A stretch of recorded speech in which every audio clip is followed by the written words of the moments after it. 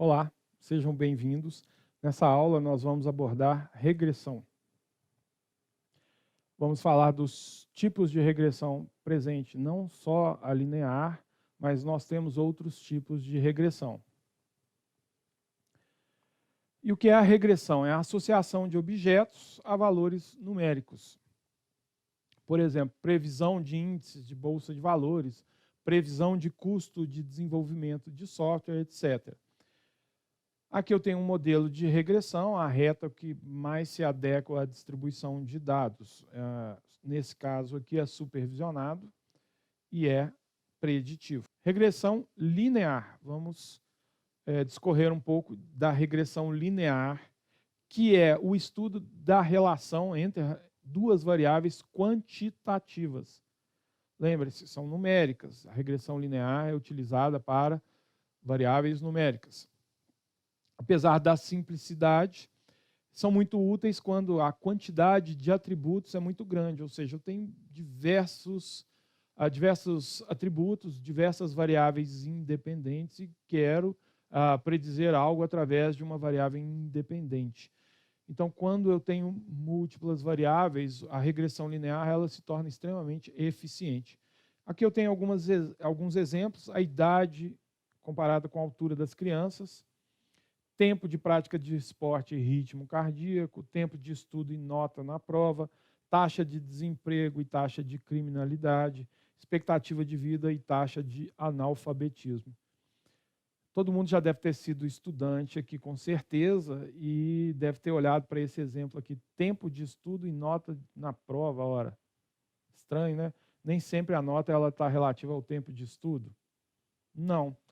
Então, esses casos são casos que a gente precisa analisar na nossa base de dados. Tem algumas, podemos chamar de, vamos falar que é uma anomalia, não é bem assim, mas poderia ser outliers. Melhor falar assim. Na média, o tempo de estudo está ligado à nota da prova. Mas nós temos alguns outliers, como, por exemplo, quem colou, a pessoa extremamente inteligente, então ela, por observação, ela consegue ter os conceitos e não precisa estudar muito, mas são características que não estão dentro da média da população. Lembram de normalização? Nós temos a curva normal, nós temos aquele sino, e a maioria da população está ao redor do ponto zero. Dentro desse cenário, você precisa, para esse caso de tempo de estudo e nota na prova, fazer uma observação de normalização. Essa população, ela representa a distribuição dos dados que eu desejo estudar? É importante. Se você observar alguns exemplos, alguns dados, por exemplo, de pessoas que colaram, se você identificar, ou de dados que a pessoa é extremamente inteligente, é um Einstein, não precisa estudar, talvez para o seu estudo valha a pena você extrair essas informações, tirá-las, porque elas, dependendo do que você está estudando, essas informações não vão contribuir para o desfecho do seu estudo. Na regressão linear, investiga-se a presença ou ausência de relação linear. E a gente tem dois pontos de vista. Quantificamos a força dessa relação, ou seja, a correlação, que é a correlação, como uma variável está ligada à outra. Se uma variável cresce, a outra cresce. Isso é uma correlação positiva. Se uma variável cresce e a outra decresce, mas na mesma medida, então é uma correlação negativa. Mas ambas elas têm a sua progressão ligada a outra variável. E explica a forma dessa relação através da regressão. Então, aqui eu tenho uma representação gráfica de duas variáveis quantitativas, que a gente chama de diagrama de dispersão. Como cada pontinho desse representa um indivíduo e como ele está distribuído aí entre os eixos x e y, ou seja, são numéricos, a variável x e a variável y, o encontro dessas duas vão me proporcionar ter os pontos aí no meu gráfico, do qual eu consigo enxergar como uma dispersão. A correlação é uma medida padronizada da relação entre duas variáveis. Nós falamos da Pearson-Spearman, por exemplo, então são técnicas, são formas de calcular a força dessa relação entre duas variáveis. Aqui nós temos um gráfico já falando um pouco mais da regressão linear. A regressão linear simples, ela é representada por uma variável, ou seja, eu tenho uma variável y que explica a variável x, ou seja, tempo de estudo, nota da prova. Então, aqui a gente pode considerar tempo de estudo, nota da prova.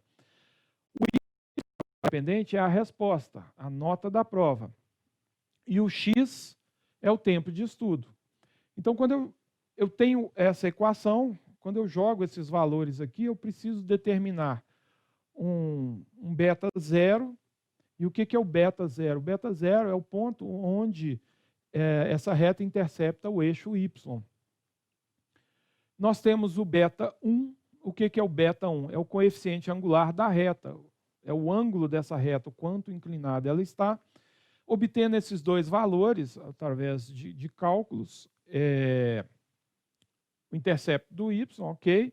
O cálculo do ângulo dessa reta, multiplicado pelo valor de x, da variável independente, lembrando que é numérica, mais um erro aleatório, nós vamos calcular aqui, você consegue predizer a variável dependente. Então, beta zero, a partir do momento que eu desenhei essa equação, que eu treinei meu modelo e eu tenho essa equação, eu já sei o ângulo, eu sei o ponto onde intercepta y e sei o ângulo. Então, se eu imputar um valor, esquece o erro, vamos trabalhar com a equação só até o x. Se eu imputar um valor para para x, tempo de estudo, nota da prova. Então, se o tempo de estudo for 10 horas, eu vou colocar nessa equação 10 horas. Eu tenho o beta zero, eu tenho o beta 1, então eu vou conseguir obter o resultado de y. E é assim que funciona. Mais o erro aleatório.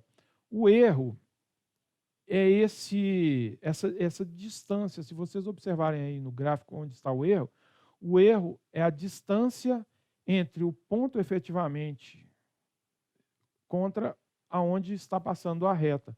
Nem todos os pontos eles vão coincidir com a reta, eles estão de forma aleatória e eles podem estar acima da reta ou abaixo da reta. Mas se eu tenho uma distribuição normal, os erros vão se eliminar no conjunto, eles vão tender a zero. E se eles tendem a zero, não vão afetar o desfecho, o resultado da predição do meu modelo. Eu tenho pontos que estão acima da reta, e como que eu calculo esse erro? Eu calculo a distância entre a reta e o ponto, e eu tenho pontos abaixo da reta. Se eu fizer uma média desses pontos, dessa distância de cada erro, ele vai tender a zero. Se ele tender a zero, significa que os pontos estão distribuídos de forma com pouca variância ao redor da reta. E então o erro não vai afetar a minha predição. O y' é o valor previsto. E aqui, na regressão simples, eu tenho um exemplo da taxa de criminalidade. E o x é a taxa de analfabetismo. Para uma regressão linear simples, eu estou avaliando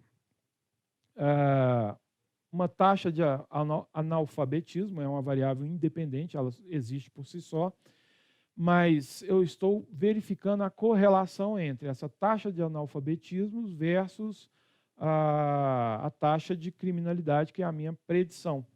Então, eu coletei algumas informações, treinei o meu modelo, montei essa reta, e eu obtive o seguinte resultado. O y', para ser predito, ele é igual a 2,397, que é o ponto que intercepta o eixo x, mais 4,257, que é o ângulo da reta, vezes o x. Então, para cada ponto que eu jogar aqui, eu vou obter um resultado. Eu vou jogar um valor de taxa de analfabetismo, lembrando que regressão linear é numérica. Converti meus dados para números, joguei aqui nessa equação, eu vou obter o resultado que vai ficar próximo dessa tendência da reta. Se vocês observarem aí, o erro, que é a diferença entre o y predito e o y, que é o real, o valor ajustado pela reta, vocês vão observar que eles estão, de certa forma, homogêneos. Tem alguns para cima, alguns para baixo, e provavelmente o somatório disso aí vai se eliminar. Aqui eu tenho um exemplo de um ganho de transmissor, que consiste na diferença entre o emissor e o coletor. Então, nós temos a variável ganho, que é a que está no meio aí, nós temos as N observações, temos a variável ganho aí na minha tabela, a do meio, que pode ser controlada no processo pela deposição de íons por meio da variável tempo, que é em minutos, e a dose de íons. Então, quem são as variáveis independentes aqui? E quem é a variável dependente, que eu quero predizer? Quem são? As variáveis dependentes. A variável dependente é ganho, e ela é explicada pelas independentes, que é o tempo, que existe por si só, e a dose de íon também, que existe por si só. Então, dependendo da dose de íons mais o tempo de exposição, eu vou ter um ganho. E aí, eu tenho essas leituras aqui, eu tenho 14 observações. Vou montar uma regressão linear múltipla. Por que ela é múltipla? Porque agora eu não tenho mais um x, eu tenho 2x. Eu tenho duas variáveis independentes, que é tempo e dose.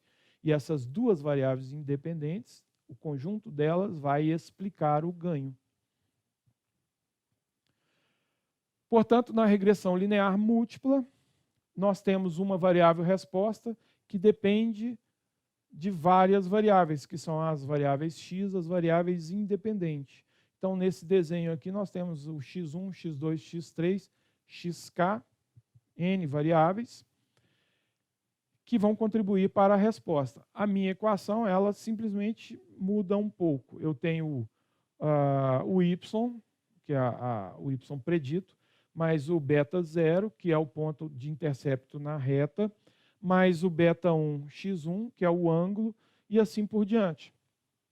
Para cada x1, x2, x3, x4, eu vou ter outras retas no meu plano, e essas retas têm os seus coeficientes. Então, eu tenho o beta 0, onde o meu plano intercepta, é uma visão mais tridimensional, e eu tenho as diversas retas que vão ter os seus ângulos e que vão formar esse conjunto aí, e os seus erros. Regressão logística. A regressão logística, ela é similar à regressão linear. No entanto, a sua resposta é binária. Tem uma certa diferença. Quando eu digo que a resposta é binária, é 0 ou 1. Ela assume dois valores, sucesso, fracasso, e a gente trata como 0 ou 1. É uma técnica recomendada para situações onde a variável dependente, ou seja, a explicada, é de natureza dicotômica ou binária, 0 ou 1. A regressão logística, ela pode ser, as variáveis independentes podem ser categóricas ou não. Ou seja, eu não trabalho mais com variáveis numéricas. Se eu tiver que fazer algum tipo de trabalho que não sejam variáveis numéricas, não pode ser regressão linear. Eu tenho que escolher outro caminho. Então, a regressão logística, se for um problema de classificação, ele serve para variáveis numéricas ou categóricas. Ela permite nos estimar a probabilidade associada à ocorrência de determinado evento em face a um conjunto de variáveis explanatórias, ou seja, as variáveis independentes que vão explicar o meu desfecho, que é binário. Ele busca estimar a probabilidade da variável de assumir um determinado valor. Qual é o valor? Ou é 0 ou é 1. E os resultados ficam contidos dentro desse intervalo. Por que ela se chama logística, regressão logística? Porque a fórmula dela se dá através de log.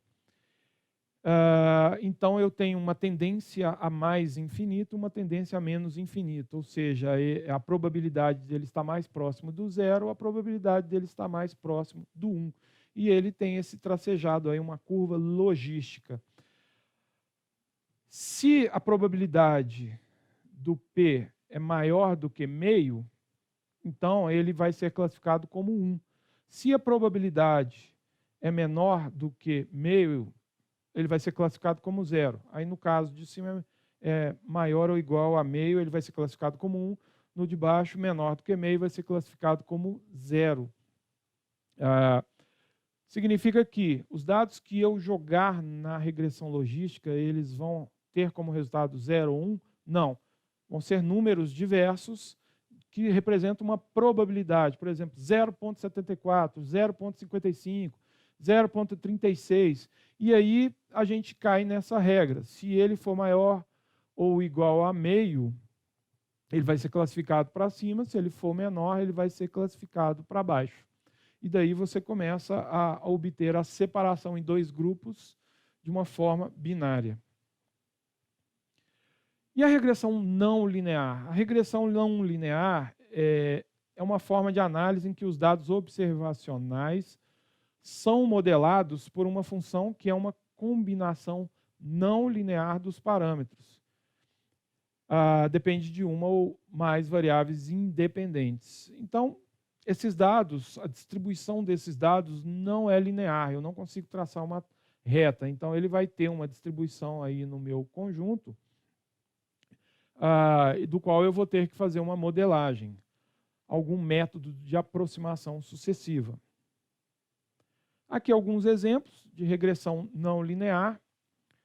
Poder, que é a convexo, tem a segunda de crescimento, tem a Fourier, que é muito utilizada nas cadeiras em engenharia elétrica, e são distribuições do qual eu não consigo traçar uma reta, não são lineares.